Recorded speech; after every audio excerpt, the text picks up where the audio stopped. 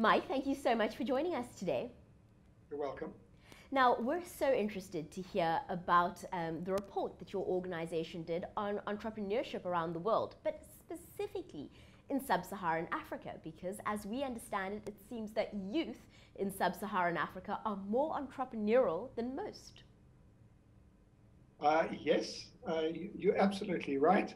But I think that there's a reason for that. And that applies particularly to sub-Saharan Africa and to Latin America.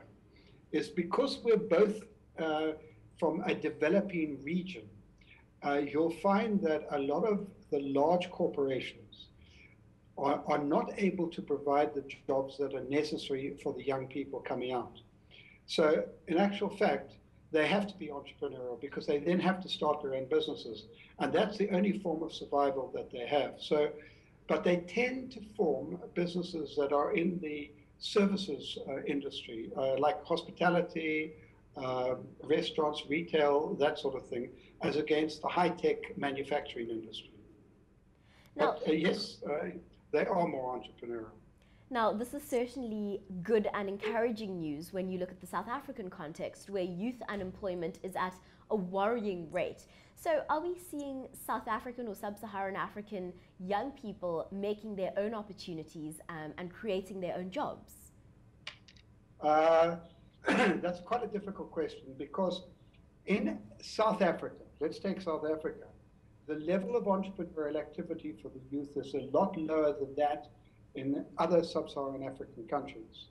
So in South Africa, we're not making the maximum use of young people as is happening in places like Uganda, Nigeria, Ghana, etc., etc. And we need to promote youth entrepreneurship in this country a lot more.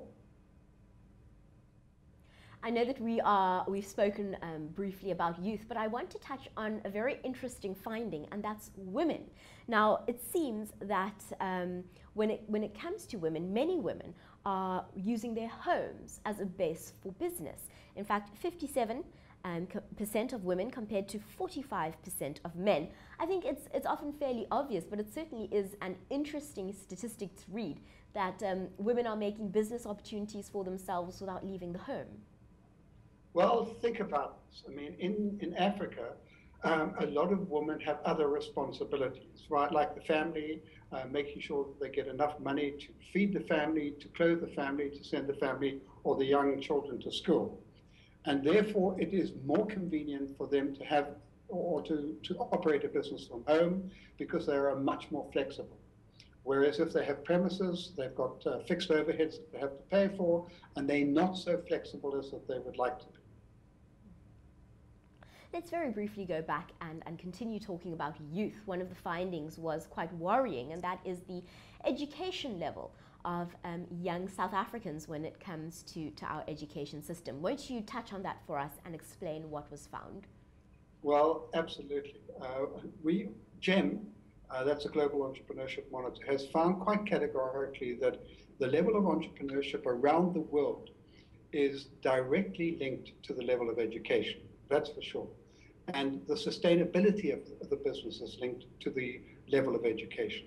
Unfortunately, in South Africa, as everybody is fully aware, the level of education is not very good. I mean, we rate extremely low on the Global Competitive Index report. I mean, last year we were rated 144 out of 144 countries for maths and sciences. And that is an indictment on our education system. So if one can educate the young people, and I think this is absolutely necessary in the whole of Africa, then the likelihood of them starting businesses is much, much higher.